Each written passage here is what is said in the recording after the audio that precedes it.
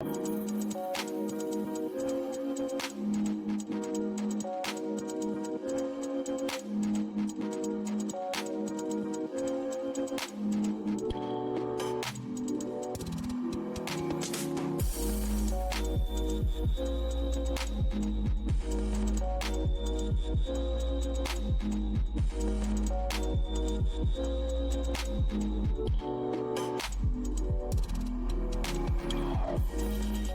really delighted to introduce Kim Moody, a founder of Labor Notes and one of the most influential voices in understanding working class struggle and the US labor movement. Kim is the author of numerous essential books, including Breaking the Impasse, Electoral Politics, Mass Action, and the New Socialist Movement in the United States, On New Terrain, How Capital is Reshaping the Battleground of Class War, and Tramps and Trade Union Travelers, Internal Migration, and Organized Labor in the Gilded Age America. His 1990 rank-and-file strategy pamphlet continues to inspire organizers today, and his current work examines the decline of lean production on what he calls the Amazonification of the organization of supply chains, inventories, and production. Labor Notes, which many of you know and which Kim helped establish in 1979, has become the vital hub for rank-and-file union activists committed to putting the movement back in the labor movement. Their 2024 conference, for example, drew over 4,000 participants, and they had to close registration. They had a full waiting list, really a testament to their hunger for the kind of organizing vision that Kim has championed for decades. Kim holds a PhD from the University of Nottingham and is currently a visiting scholar at the University of Westminster. His work has profoundly shaped how I and many of us understand capital's evolving strategies and workers' collective responses. So please join me in welcoming Kim Moody. Well, thank you very much for the Patriots' Rights Center for inviting me, and for the two other organizations for joining me in on that. And thanks very much to everybody who has tuned in today to listen to this. It's obvious that we live in a world now that is in complete turmoil, in which our right is on the rise, danger is everywhere, and people are looking more and more for sources of power to resist this. And they're finding it in neighborhoods in various places around the US and other countries. We're all pretty much inspired by what went on in Minneapolis. And I'm inspired by the fact that, well, okay, we didn't really have a general strike to speak of, and we may not have that for the foreseeable future. But people are talking about the power that comes from the workplace, what we used to call the point of production.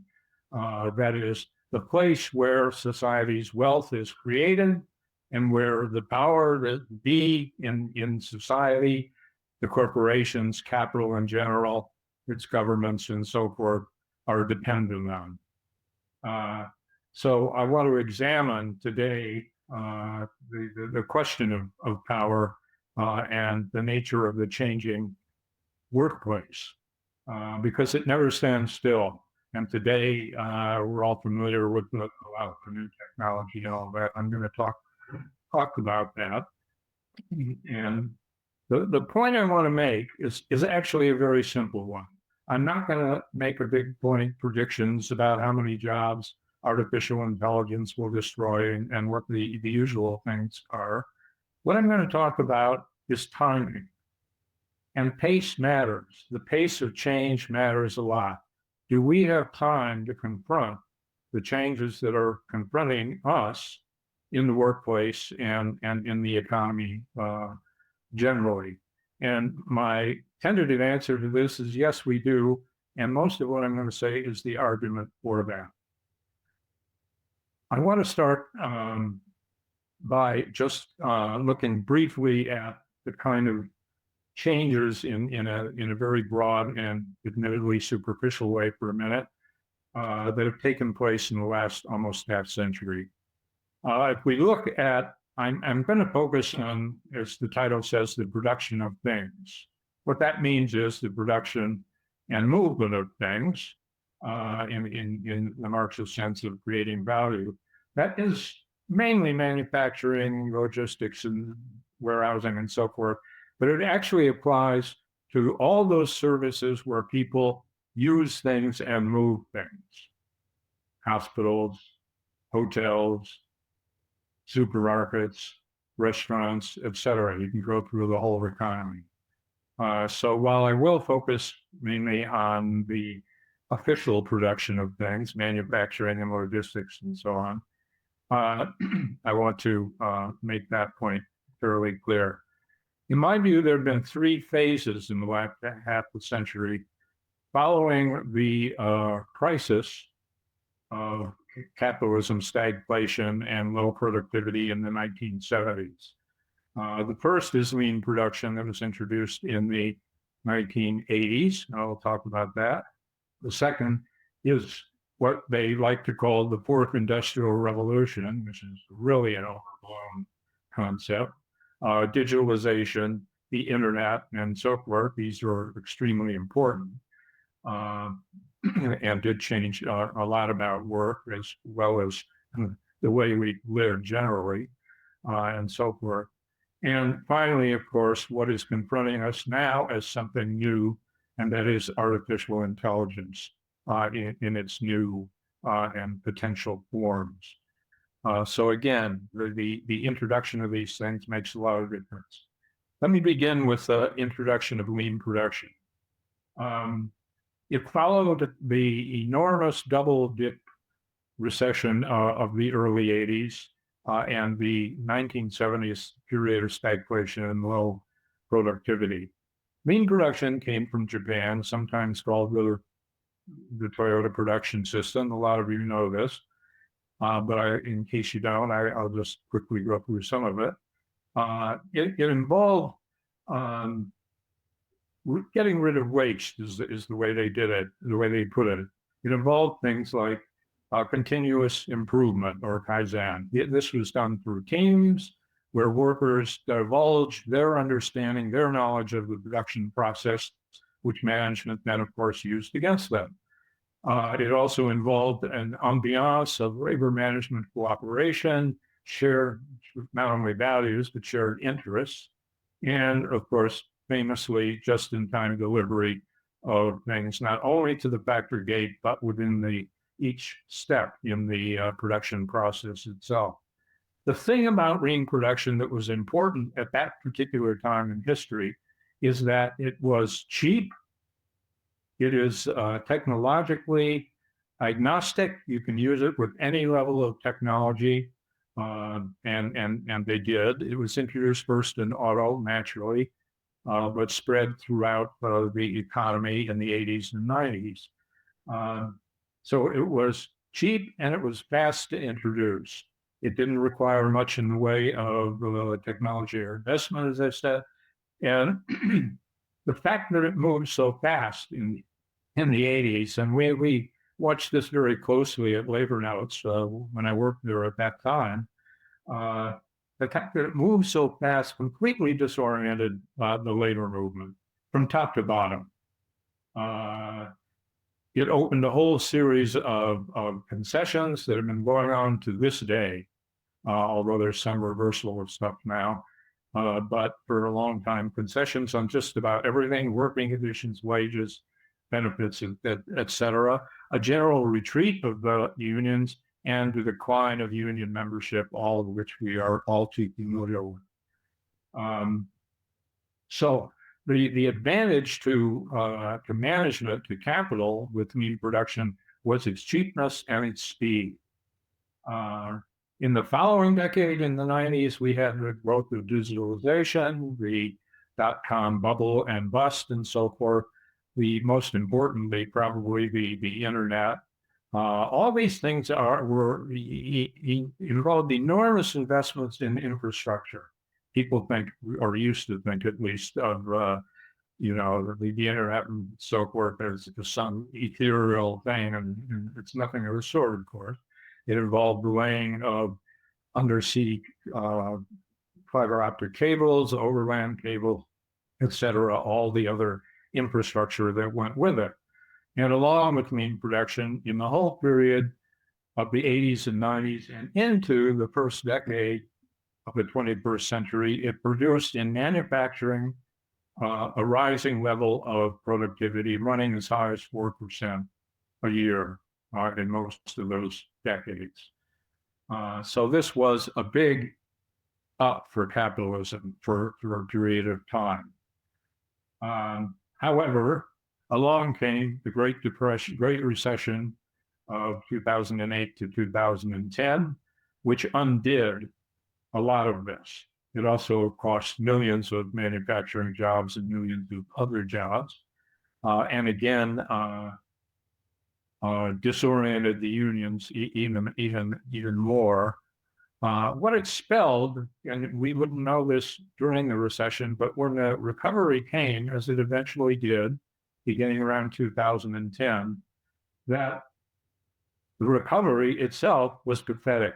Growth was low and remains low to this day, not only in the US or the UK, or Europe, but with the exception of China, India, et cetera, pretty much globally.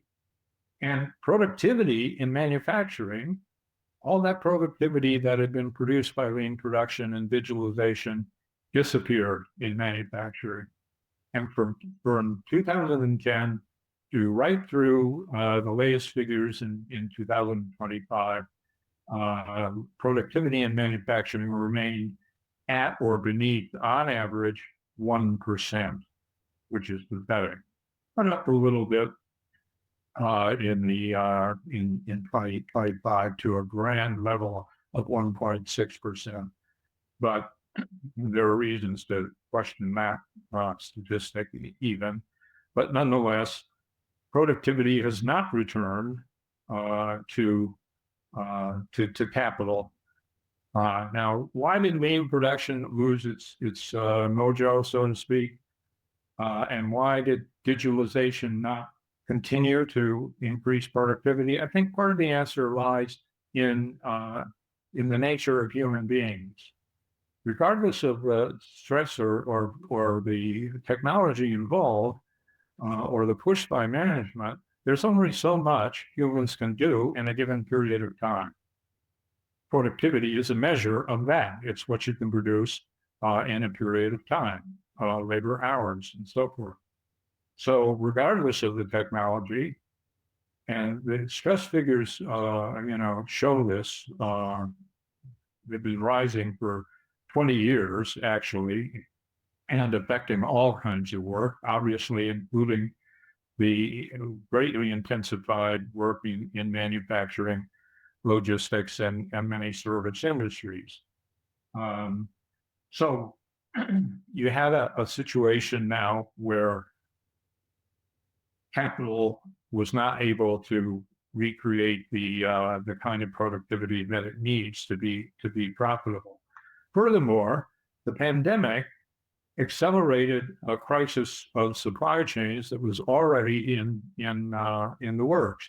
One of the aspects of both digitalization and lean production, of course, is international outsourcing, what we used to call globalization and so forth of production. The changes in the weather, the pandemic, all of these things brought a crisis to the whole international production, the international supply chain of manufacturing and the movement of goods and so forth. And it also meant, of course, the end of just-in-time delivery as it became impossible to meet that criteria, and more corporations pulled out of it in the last few years. So what happens now? Artificial intelligence comes along, and it's been around for a long time, but in its new and spectacular forms in the last few years. Is this the salvation for capital? And I want to argue that it isn't. And I'm going to say a few things about the technology, but the reason it doesn't actually lie in the technology itself. It lies in the economics of it. Now, I'll get to that in a minute, in my opinion. First of all, we have to understand that no technology that capital puts in place is socially neutral. They do not do that to lighten the load of labor and so forth. They do it for profitability. We all pretty much know that. And so for them to move ahead with things like artificial intelligence out of just the sort of chat box area and into things like the actual production of things and movement of things is going to require a lot of money.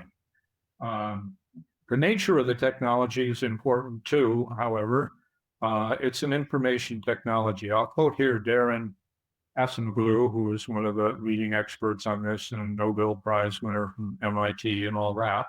He says, AI is an information technology.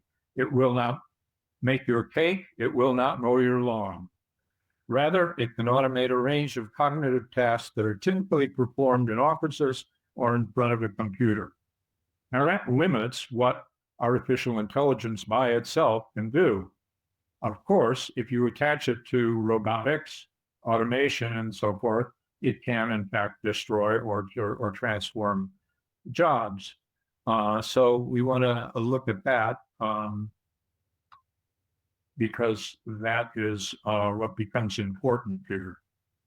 I want us to, first of all, to look at, to think of AI, not as the information you get and all the clever answers that you get and so forth, but as capital. And capital has to be effective. One of the problems with AI as it's developed so forth, and it's well known, is that it's wrong often.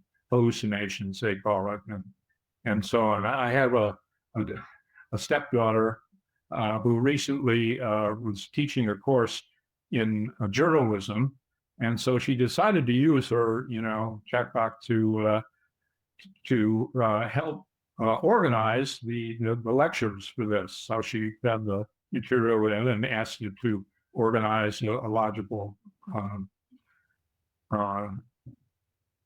production, a logical scheme for different lectures. It did that. The problem was it also eliminated several of them. Now, why would that happen? Well, part of the problem is the way AI, quote, thinks. It doesn't think. It recognizes patterns. It calculates improbability, and on the basis of that, it makes predictions. Well, in the case of my stepdaughter's lectures on journalism, it eliminated several of the lectures altogether. This is not an uncommon thing. Another thing is that the infrastructure on which this rests, I'm going to talk more about that in a minute, but the data centers in particular are famous for their outages. Outages refer not only to an outage of electricity, but to the equipment and so forth. Last year, approximately 53 by one survey of the Uptime Institute, which follows these things, 53% of operators of data centers experienced outages. This is not good news for capital. If you're going to invest in capital for manufacturing or warehousing or whatever, you need to have some kind of dependence on its ability to do things right. Having said that, okay, let's assume they can correct all of that over time, and it will take over time to do that. Actionable, again, that estimates 10 years. Some people put it at 5 years, whatever you want. It's going to take time to get the bugs out of the thing, if in fact they can, given the fact that it calculates things on the basis of probability, which means some of the time you have to be wrong, but nonetheless. So let's think of this as capital. Here again, I want to give a quote from Marx. You'll excuse me for this, but I can't resist. This is from the Grundrisse, of course. He wrote, "The accumulation of knowledge and of skill of the general forces of the social brain," remember that word, that term, "is thus absorbed into capital as opposed to labor, and more specifically of fixed capital insofar as it enters into the production process as a means of production." Now, okay, the capital, the product of AI is information, but the production system of it is highly capital intensive. The most obvious part of that, of course, are the data centers, and I want to say a little bit about those because they're important to the whole thing. First of all, they're incredibly expensive. The big tech companies are spending hundreds of billions to build these things all over the U.S. and the world. About half of them are in the U.S. Data centers absorb enormous amounts of electricity and water. They're an ecological disaster, of course, but it also means they're expensive to operate, not only to build and so forth. When I first looked at these about 3 years ago for an article in Historical Materialism, there were about 2,000 of them in the U.S. About a year ago, there were now 5,400 of them, employing 500,000, 500,000 workers. That's an interesting thing in itself. First of all, according to the Upstart Institute, most of these workers are not what you expect. They are not high-tech engineers and technicians and so forth, coders and the rest of it. They are, in fact, essentially blue-collar workers. You can call them factory workers because that's what a data center looks like on the inside. And they are there to maintain and to keep these things going, just like blue-collar workers in many advanced manufacturing facilities. So theoretically, at least, these 500,000 workers, and there are probably more by now, are most of them at least, are theoretically open to unionization, which is something to think about when we're talking about power in the midst of artificial intelligence. So much money is being spent on these data centers that they now account for the bulk of fixed investment in the U.S., the largest single amount that keeps those figures going up. Without them, they would never down. What has happened is that we have created this direction has created essentially a two-tier or maybe three-tier economy. At the top of it are the big tech superscalar companies, the Magnificent Seven and so forth, and the various startups that go along with them. They are the ones investing these hundreds of billions of dollars each year, with many more planned in the future, and building these things by the hundreds, with many more online. They are running into problems, not just with the outages and those things, but there are a lot of communities that don't want all their land taken up because they can't build them in cities. These are built in rural areas. They're taking up farmland, forest land, that kind of stuff. A lot of communities don't want them, and they're suing against to stop them and so forth. Whether they're successful or not, I don't know. But it's another form of resistance to what is coming to capital. So on the top of the economy, you have the Magnificent Seven and their hangers-on, who are, by the way, all financing each other and going into enormous debt. And these are profitable companies, but I'm going to get to the AI profitability in a minute. At the bottom of the economy, 20 to 30% of firms, it is estimated, are what they call zombie firms. That is, they make no profit. They keep growing, or little or no profit. They keep growing largely on the basis of debt. In between are the companies that are doing okay, but not great. You might say that outside of the top layer of the big tech companies, that the U.S. economy and others as well are basically in a recession, only it doesn't look like that because this investment in AI infrastructure is holding things up. For the moment, there's a lot of speculation about how long that can go. And that is because although the Magnificent Seven are mostly profitable companies, the investment in in these data centers and other infrastructure needed for artificial intelligence is not profitable. It is not adding return on investment, even to them. It's interesting that here are some studies. MIT study said that 95% of companies that invest in AI get no additional return on investment. McKinsey says 80%.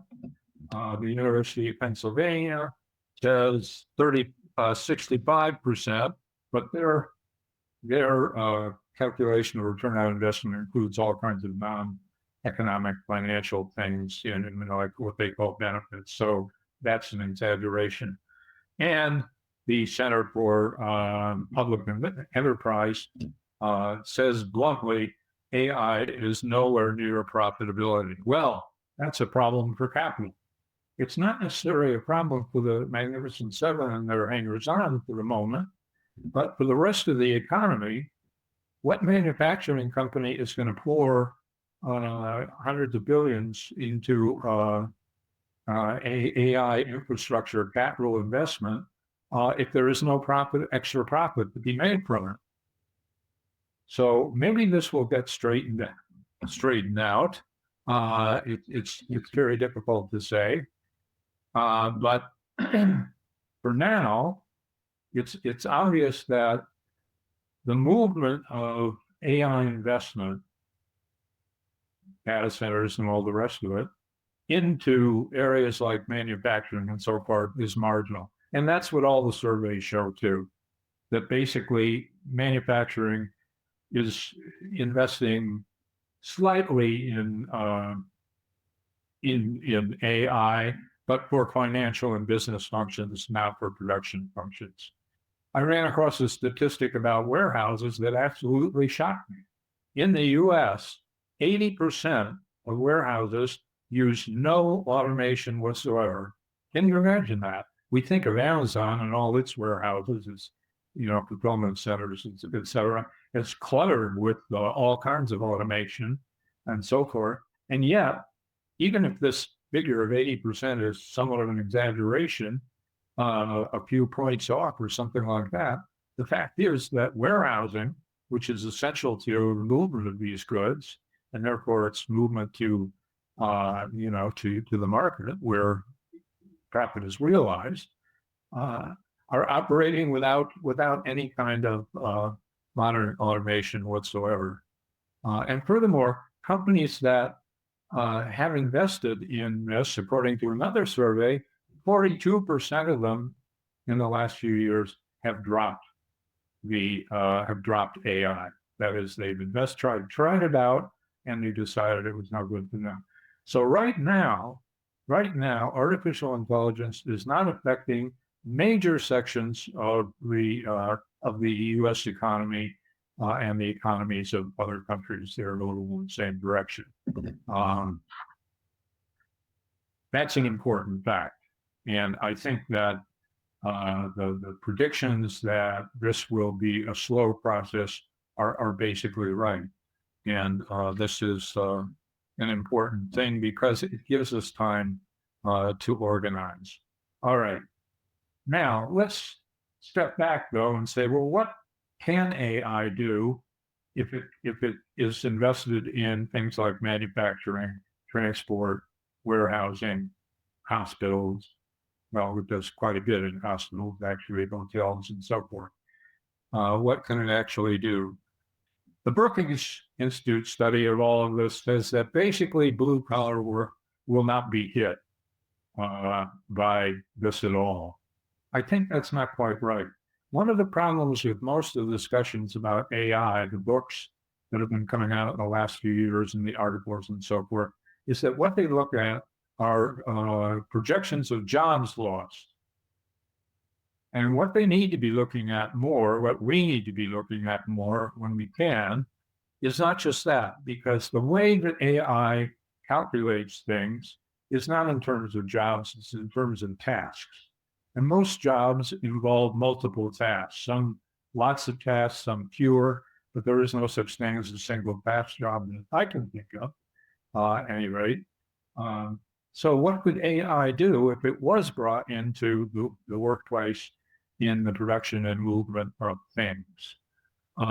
Well, it could do essentially what Taylorism and lean production tried to do, that is to take the existing tasks in a job, break them down, reorganize and retarget them, all of this. Only it can do all of that in a much faster way, and it can keep doing it constantly. And that's the difference. Lean production kind of ran out of steam after a while. Once you get the worker's knowledge of how a given system of production works, that's it. There isn't much more you can do about that. And once you're just in time is just in time, that's it too. In the case of AI, it's not like that. They can keep going and they can keep altering tasks within a job, which can mean, of course, reducing tasks and reducing jobs. But most importantly, I think, well, not necessarily most importantly, but very importantly, it's going to create an incredible intensification of work, what Marx called filling in the pores of work. The other thing that it can do, and they all say this about potential for manufacturing, is to smooth out the existing systems of production. Let's see, I'm running out of time, so I better hurry up here. Running out of that they can smooth out existing systems of production, including logistics and all of that. And that is extremely important. Now, looking at the official union response to all of this, and they have, of course, all come out with statements. I read them all, but I read a number of them. Three of the major ones, the AFL-CIO, AFT, the teachers union, and the National Education Association, are all positive about it. Now, that stumps me. If I were a teacher, I'd be worried sick about this, but the union had a positive view. The CWA, the communications workers, which actually deals with high-tech workers, had a more sophisticated and detailed look at it. The problem with all of them, though, is they approach this thing, as you might expect, in the traditional manner of business unionism, as a matter of contractual elements to be negotiated in collective bargaining in an orderly fashion and so on. Now, the problem with that, of course, is what I said before. If you get AI in the workplace, the speed at which you can make changes is going to render almost anything you can write in your contract irrelevant pretty fast. You're going to need to put in your contract things that strengthen workplace organization, which most of these proposals do not propose. So what I'm saying is that, first of all, if we want to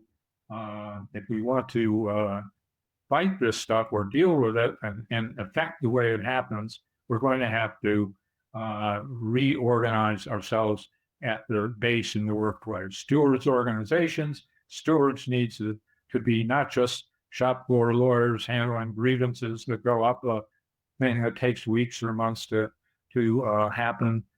We need to be leaders. Shop stewards need to be leaders that can act on the spot using forms of direct action and so forth, as we used to do.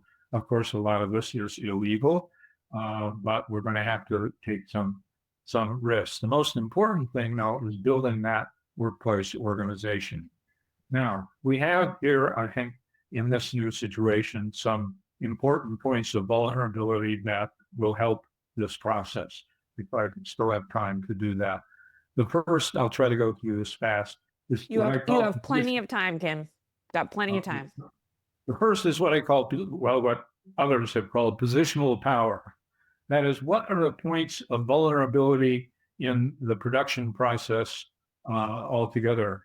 When the auto workers struck in 1937 to bring General Motors to the bargaining table, they picked out the key plant in the system that brought down the whole system. Again, in the 1990s, UAW locals did the same thing. What we need to do in the future and today is not just find the right plant in a company system, but find all the points in the production process where there is human intervention and where we can stop things. or disrupt things.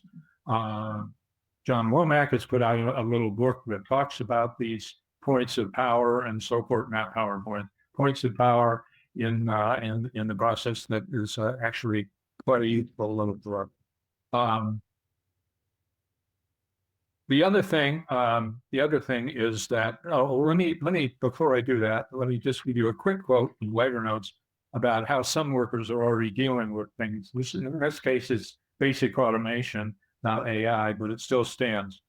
They put in, this is Amazon, of course, they put in a system that allowed a device to transfer boxes from one place to another without human intervention, from one conveyor belt to another without human intervention. So here's, and that of course sped up the whole speed of work for all the workers in the process. So this was reported in later notes from a Queens center, Amazon center. The worker said, people have already begun to fight back. Many workers have started working more slowly than the machine requires, leading the machines to break down mid-shift. The site falls behind and has to roll over the work to the next day. Now that's a substantial, for a small group of people in one of these high-tech Amazon settings, to be able to do that shows us that there is the kind of power that we need. The second thing I want to point to is that because AI is so incredibly capital intensive, it is, and this is a new thing, it is vulnerable to any kind of disruption. It becomes very costly to them. The cost of these, if these data centers are still running and your facility has stopped the flow of AI and so forth, capital still has to pay all those costs. So that's not a new thing, but it's an important thing to keep in mind. Another is the rise in inventories. This is ironic. As companies have moved away from just-in-time inventory, which did make them vulnerable in one way, they have had to pile up inventory. The growth rate of inventory in manufacturing has changed from 3.2% a year between 2010 and 2020 to 5.8% from 2020 to last year, to the end of last year. That's a big jump. That means that the companies are going to have inventory. Inventory takes labor, but it's not labor that creates value. It is a cost to companies, another cost like capital itself. So here is an important thing to keep in mind. The final point I want to make is, and this is, I think, the hope of the future, is we have a new workforce. The workforce that is flooding these facilities, manufacturing, warehousing, trucking, even data centers, and so forth, along with all the service jobs that involve moving and affecting things, is different. It is younger, it is more diverse, it has been exposed to social explosions in the last few years, Black Lives Matter, the No Kings demonstrations, perhaps most impactfully now, Minneapolis and all the other cities that are now trying to imitate that, an important thing. And therefore, they are more likely to engage in actions to protect themselves, I believe. For example, the Cornell ILR Labor Action Tracker, which tracks strikes, in 2024, they don't have these figures yet for 2025, but in 2024, a quarter of all strikes were carried out by non-union workers, by workers in non-union settings who carried these out themselves, much like those Amazon workers who did a slowdown that I quoted earlier. So I think we have what I think that this new workforce that is taking shape, that is younger, that is more influenced by left ideas, the growth of things like DSA and other things that are affecting people. I think therein lies the hope for our future. So thank you. Go ahead. Kim, what's the effect on the labor theory of value, AI? What's the labor theory of value? No, what's the effect of AI on that? Can we have both? Again, well, because I'm thinking of it as capital, the effect is the same as any capital investment would be. That is, either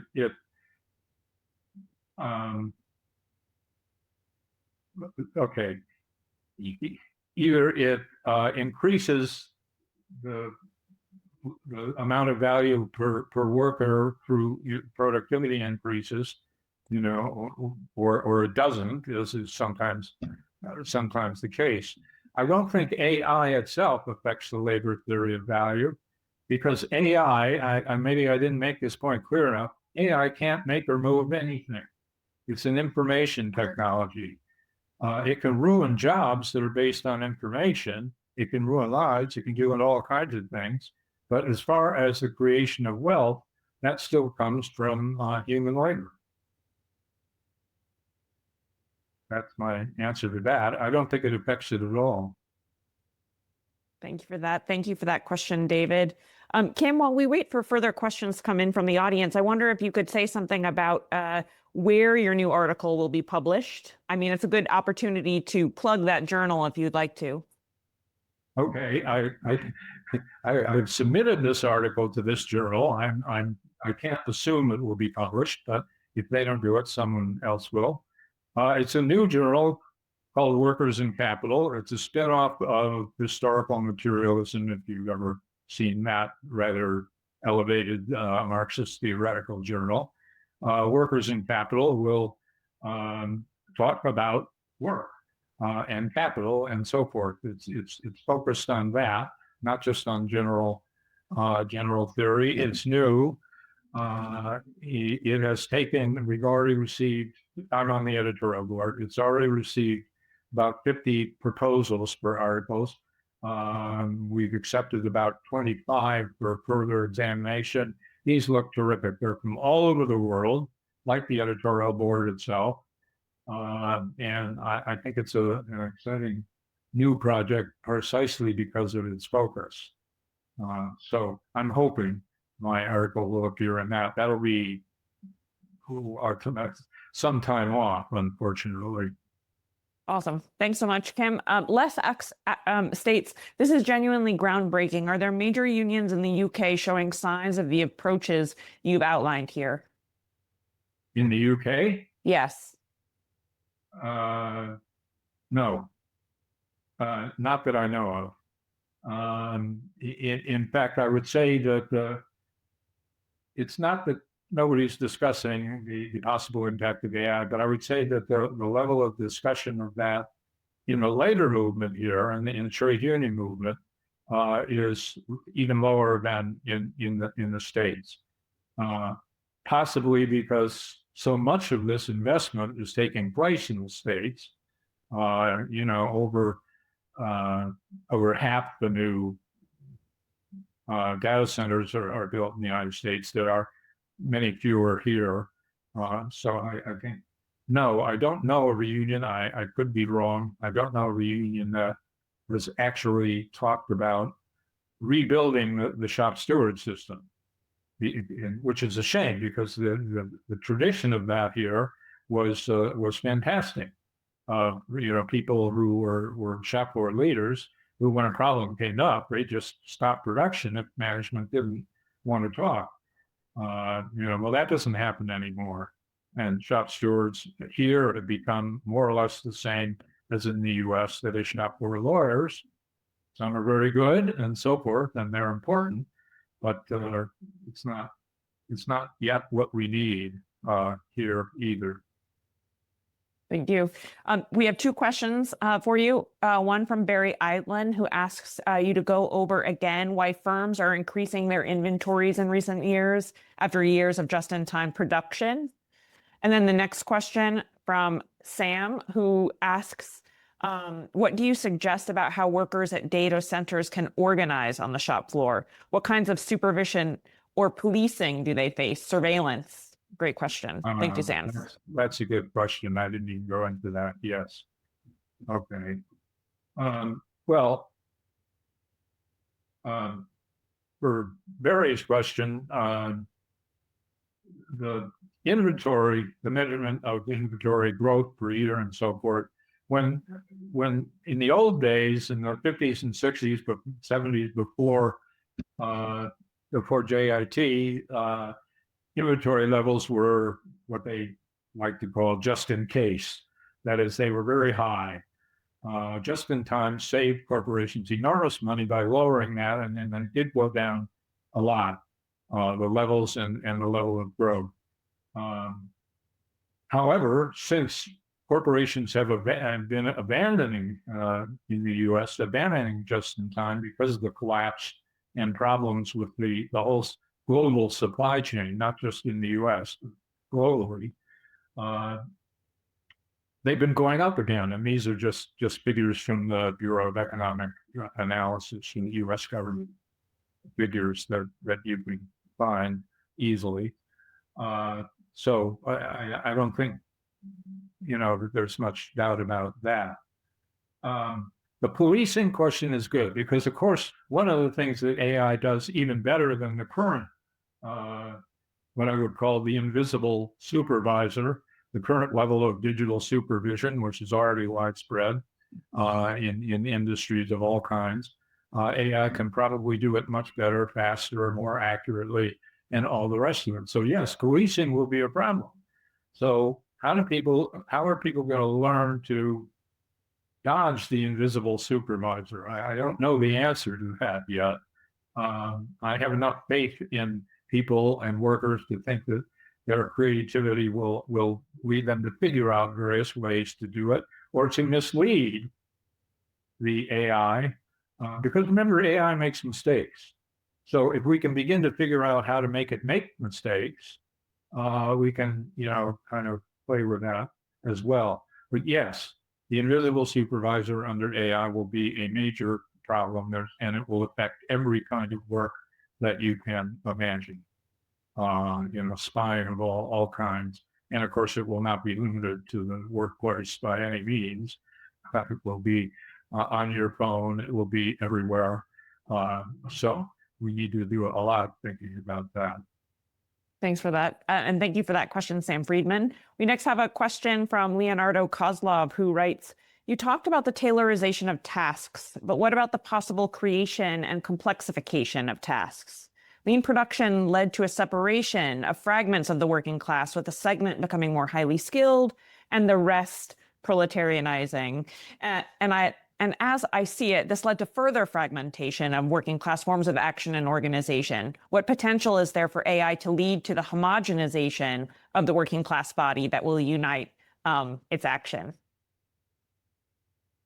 Well, I think that, there's a big debate about the whole AI debate about how many jobs will be lost versus how many new jobs will be created. So, for example, they look at the digital revolution and so forth, and clearly, hundreds of new jobs, numbering in the hundreds of thousands, if not millions, were created as a result of all of that, and many were lost. And that tends to be the rhythm of technological innovation. Whether that will happen this time or not, I really don't know. Yes, it will make some jobs more, probably more complex than they are, and while it's dumbing down other kinds of jobs. I don't see that as the homogenization of the workforce. I think that's unlikely, but I don't think the homogenization of work is necessary for the unification of workers, not only in a given workplace, but across industries and across nations, across borders and so forth, to come together. The reasons for doing that don't lie just in the nature of our individual jobs or tasks. Auto workers are still going to be auto workers, and computer experts are still going to be computer experts, and so forth, although there'll be a lot fewer of those, I would guess. But I don't think, from what I've seen, and again, there's a lot we still can't predict about these things. Most of the people who predict job creation and things, I find universally unconvincing in most cases. Another thing that's come up, by the way, about AI with people like radiotherapists, radiologists. It was thought that AI would just do that and that we wouldn't need radiologists. Turned out the opposite is true, partly because AI is not always accurate. So you need radiologists to assess what AI produces in terms of that. And I think that's true, or going to be true of a lot of jobs that, particularly, jobs that deal with information and computerization and so forth, that they're still going to need people to check it. Just like you need people to oversee automation, it doesn't run itself. You're going to need people to check the AI, at least for the foreseeable future, as far as I can tell. So I think that's, the unification of the working class and the workers can't depend on the exact same amount of wages or the exact same type of work or the exact same level of intensification, because I think that's highly unlikely to ever come about. It has to depend on the development of class consciousness, mainly through struggle in organization. Kim, thank you for that. Lola has posted a question regarding the pace of technological change, basically AI, and your comments about how contracts simply won't be able to keep up with that pace. She references the SAG-AFTRA strikes and the language that they were successfully able to include in their contracts. How can we think about organizing inside higher ed specifically as a sector and other information economic sector, heavy economic sectors in relation to this technological change and its speed? Wow. Well, I'm not familiar with this contract. I'm not saying contract language is important, but I think it has to be the type of language that empowers workers in the workplace, as opposed to what most contract language is, trying to say protect jobs or something like that. Not that we shouldn't protect jobs, but I think it really needs to re-empower shop stewards and workers in general. The likelihood of that moving from one union to another right now does not look great. If there is this language that I'm not familiar with, but I would love to see, and it's good, well, then we should be telling people in other unions, you want this. For example, in the UAW, the auto workers unions, traditionally, local unions had the right to negotiate production standards, that is, the speed of the line and the timing of individual jobs. Technically, they still have that right. In reality, the union gave it up in the 80s, but technically it's there. Well, that's something, if we have the right to retime jobs that AI has retimed or changed, if we have the right to negotiate that, the right to negotiate the speed at which the whole thing moves, then that's a big power. The problem is that the UAW is using that power even under the new leadership, I hate to say, and that is something that we need to do. But I think once we start seeing people who have these tech jobs beginning to organize more, the CWA does a fair amount of this, of course, but once we see that start spreading, that's going to be an important element in this. And I think organizing the data centers is important, both in terms of the blue-collar workforce and the technical workforce. All of these aspects that can gain an element of control over how this thing moves and the speed at which it moves are going to be, crucial. Unfortunately, though, they're not on the agenda in most cases. Pete asks a question, Tim. He writes, your argument about choke point leverage in just-in-time supply chains is compelling, but I'm wondering about the scaling mechanism. France seems like a case where labor has exactly the kind of strategic positioning you advocate: rail, energy, refineries, ports, and they can genuinely paralyze the economy when they act. But density has been declining for decades and sits around 10%. And that strategic power hasn't generated any broader organization. If anything, it's produced a stable pattern of militant minorities who can block things but can't build durable power across the class structure. So his question is, so what's the transmission mechanism from choke point disruption to mass organization? Is there a historical case where a choke point first strategy actually builds broad-based density, or do we need a different theory for that part of the problem? Well, as I said, in the 30s, the choke point was an individual plant, not just in auto. This was true in rubber and in other industries that were organized.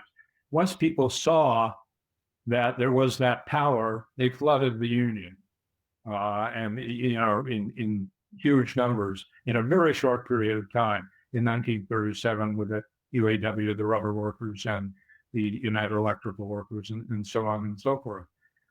What I'm saying is today, not only do we need that kind of power, or the sectoral power you were talking about, in terms of ports and transportation and so forth, logistics and all of that, but we need to understand the points of vulnerability within the production system itself if it's going to become more automated, more robotic, and more driven by AI. Some workers have done that over a long period of time. None of this guarantees union density or organizing. Unions have to take that up and doing that. As far as organizing, well, we have unions in trucking, we have unions in the ports, we have unions here and there. The problem is, of course, that they're not aggressively organizing in a radical way, in their own industries, never mind, the whole big picture. So what we need are a few really good examples. Just as Flint was at General Motors in 1937 was an example that set off thousands of strikes in a matter of months. I'm not saying that that's going to happen right now or something like that, but we do need examples. I think some examples of that would bring a regional sector of Amazon, which is essentially a logistics company that moves things, that would bring Amazon to its knees in one of its major markets, would be an exciting thing for a lot of people, and would get more people asking. We know that there are more people asking to be organized, sending letters and calling unions. The figures are there. We know that there is a willingness to do this, particularly among this new generation of workers who did not go through 3 decades of defeats and so forth, and who don't understand why isn't the union doing this? I don't see a reason for that. And they want to be organized. They see power there. So to me, the culprit here is, to put it bluntly in old terms, the union bureaucracy. They're not, even the new ones are not living up to what they need to do, to the potential there. And it's not just a question of hiring more organizing. It's a question of letting these workers who want to do things and supporting them when they do these things. It's not just a question of the union budget, which is how this is often discussed, although that, of course, is relevant. It is a question of unions stopping to be afraid of the self-activity of their own members and of the workers that they need to organize. That's my answer to that. Wonderful, Kim. Thank you. My question to you, in your view, maybe you can expand upon it. You've touched on it a little bit already, but what are the motivations for the likes of the AFL, AFT, and NEA to roll over on AI, or to say it is a positive development, as opposed to what I believe much of their rank and file actually thinks about the implementation and the deployment of AI in their workplaces? Well, I think it's decades of habit. It's the ideology of American business unionism, which is still there and still impacts almost all unions. There are exceptions, small exceptions mostly, but it still impacts the way union leaders, even no ones, even reporters often, unfortunately, still think of things in terms of the legal bounds of collective bargaining as it has been done as long as they can remember or know about. And it's hardly even their fault in one sense, because the culture of this is so deeply embedded, in these unions, and so many members accept a lot of this. Let's face that fact. For a long time, at least. That's why I have more faith maybe in the younger generation coming in. They haven't been through accepting all the concessions and all of that. So I think that culture is there, and we have to battle that culture openly. We have to be able to say there is another type of unionism. We even have traditions in the U.S. about that. The IWW, the Knights of Labor. You can look back. Unions in the 30s before they were totally bureaucratized. We got plenty of historical examples to look at if we need those, but we need to be clearer about what leadership means in terms of workers' organizations.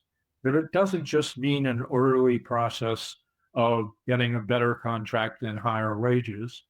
It means being able to introduce disorderly elements into the whole process. And I don't even just mean the strikes, union strike. We had more strikes last year, according to the ILR tracker, than in the previous several years, even under Trump. People were not going to stop striking. We've had two marvelous nurses strikes, one on each coast, going on right now. People are not going to stop trumping, just as this jerk in the White House, is scaring the daylights out of everybody and going after people in violent ways that most of us didn't really expect to see so prevalent and all of that. But not everybody, people may be scared, but not everybody is paralyzed. And so there will be strikes, but they tend to be, when the contract expires. We need to do two things in the next negotiations of all contracts, if you want my opinion, and that is get rid of the management rights clause, get rid of the no strike clause. They never should have been there in the first place. And that, with those gone, we have a whole new game. So just get rid of two simple clauses in your contract. That's all. Then you have a new game that opens all kinds of possibilities for worker self-activity and protection and organization in the workplace itself and nationally, and in support of the social movements and in all the things that we know we need to see happen. Thanks for that. Easy peasy. Michael Childers writes, "Hi, Kim. You are touching on my question, proactively influencing the design of these systems. Unions are reactive by nature, and capital will continue to experiment to implement, but perhaps outcomes could be improved by engaging at this level, pushing to systems with humans directing AI functions versus the opposite. Are you familiar with the EU OSHA studies regarding this, and what's your opinion?" I have to admit I'm not, but somebody make me familiar with those, because it sounds, it sounds important. And the UE is generally one of the few unions that actually addresses all kinds of problems that most unions would rather not address. And so I think that's an important thing, but I can't really comment on that, but I'm sure if they have good suggestions.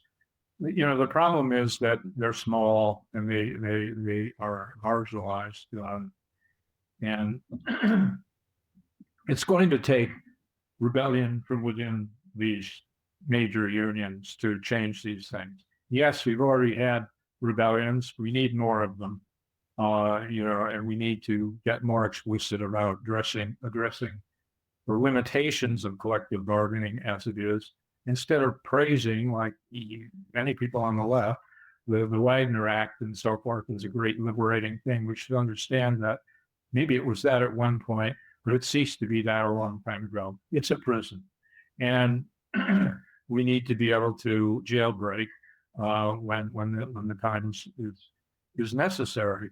And again, I go back to two simple things that would change the game dramatically, and that is getting rid of the management's rights and the no strike clauses in the contracts.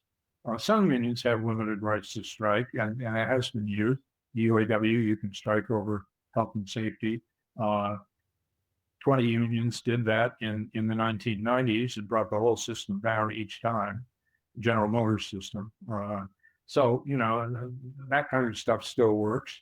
But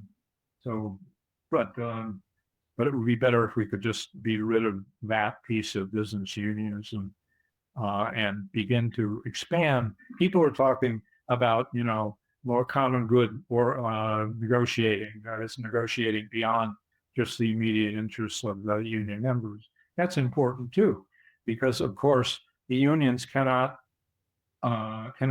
wage this fight alone. We're going to need, all the community organizations, the neighborhood organizations. We're going to need political organization, which we don't have at the moment, in my opinion. We're going to need all of that if we're really going to make social change. The unions are just one part of that.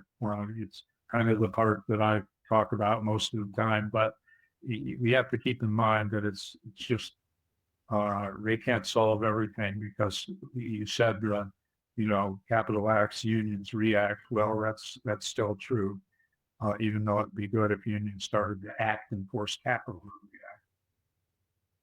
Ian O'Hara writes, "Thank you for the vibrant subject lecture, Kim. To me, it echoes the contradictions of factory workers at arms manufacturers represented by the machinists and UAW, which are that they were facing while their product actively harms other workers, both domestically and abroad. While we can acknowledge workers at data centers should be organized, how can organizers and union leaders reckon with the ethical and environmental challenges of data centers, damaging brown and Black communities where they are built?" Well, that's right. They do that. The data centers do that. That is why they are getting opposition from some of these communities. We, the labor movement, et cetera, the left, we should be behind those, supporting those fights against data centers. There's no reason that we should accept data centers as the inevitable future. Frankly, it's very likely there's going to be a big bust of that boom in the next few years. But even without that, I totally agree. Now, yes, there is this problem. What about workers who work in places like that, or who work in arms factories in the defense industry and so forth? This has always been a massive contradiction. At times, unions have talked about the transition from military production to production for people's needs and so forth. There's no reason that the unions can't talk about that, other than their own mental limitations and so forth. And so I think going back to some of that is kind of an old thing from a few decades ago, but nonetheless, I think it's a good idea. If we're gonna look, it's like, I remember sitting in a meeting in the 1980s of the New Directions Caucus in the UAW. And the workers began discussing, look, automobiles are a disaster. What are we going to do about that? They pollute. They kill people. They're not good. So what do we have to say? And they had a discussion, an open discussion. These auto workers didn't come from some leftists from the outside. They sat there and they talked about that kind of transition. Let's talk about how our plants can produce school buses, can produce high-speed rail trains, and so forth. So why can't we do that today? It's going to be hard, and I'm not saying it's on the immediate agenda for most unions in the defense industry and so forth. But there's no reason that we on the left can't raise these ideas and begin to generalize those. We've done it in the past. Okay, it didn't happen, but a lot of things we advocate don't happen yet. Yet we cling to the fact that with enough power and enough people, they can happen. So yeah, let's talk about transition from arms production to production for social need. Kim, how about this is as the last question. Presume or hoping that younger, more diverse, and more politicized young workers watch this lecture later on YouTube. Where would you tell them to begin? What sort of conversation should they be having with their coworkers at the work site, with their families? Where should they start? Well, I think a lot of them have already started, in places like Amazon and in auto plants and so forth. We shouldn't think that the things we're talking about, or even the things I'm saying, even the far out ones that are not being discussed by workers, only intellectuals and university professors are allowed to talk about these things. It's just not true. People do talk about these things. And one of the things, where do they start? Start talking to your fellow workers. One of the things about the organization of work, which AI will try to break up, is the informal work group. One of my trade union mentors years ago, Stan Weir, wrote a lot about this, and the importance of it in organizing, using the work group to talk politics, to talk power, to talk about these issues that we're discussing today, and then talking to other work groups about that. If you look back at the wildcats of the 1970s, which are often a model for people on the left, most of them began with individual informal work groups taking a lead. Not the union officials, but the informal work groups taking the lead and others following, or in some cases not following. But nonetheless, that's how it worked. I think that's still how it's going to work. Even with the invisible supervisor and the surveillance and all of this, you can find times and places to talk to your fellow workers about all these issues we've been discussing today, and many that we haven't. All the questions about race and gender and ICE and all these immigration and things. The blue collar working class is deeply divided now on this. There are a lot of Trump supporters in these unions that we're talking about. People need to talk to them about basic things. I'm not saying we can win them all or anything like that. There are going to be some hardcore fascists out there, as there were in the 30s, by the way, in the plants. But the left figured out how to deal with them, how to isolate them, not beat them up, or how to isolate them politically in the plants. And that's what we have to do again.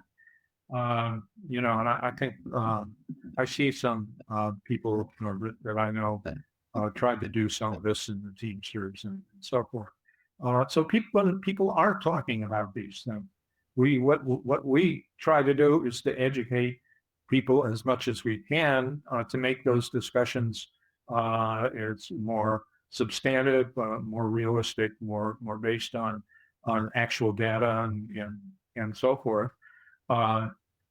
But yeah, that's it. What should they be talking about? They should be talking about ICE. They should be talking about speed up. They should be talking about why they can't afford a decent house, why they can't afford health care, the affordability crisis. If ever there was a cover-up, this word doesn't. What we're having is not an affordability crisis.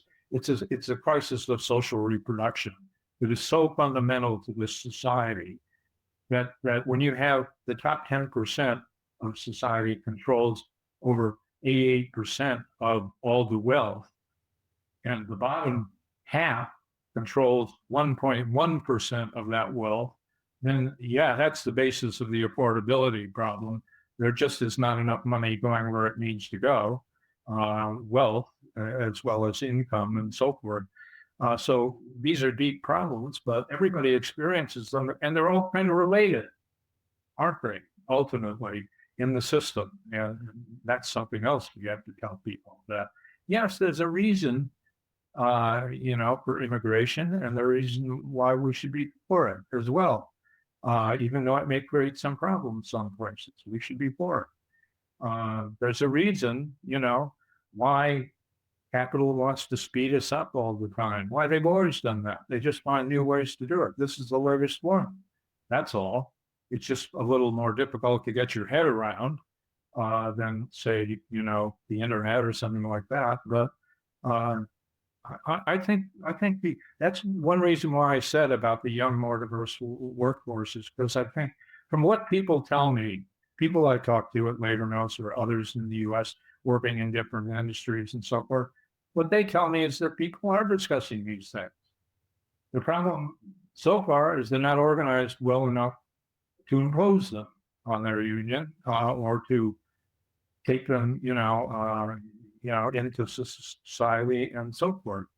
So yeah, we have a handful of politicians who talk about some of these things, and that's a hopeful sign, but it's not enough.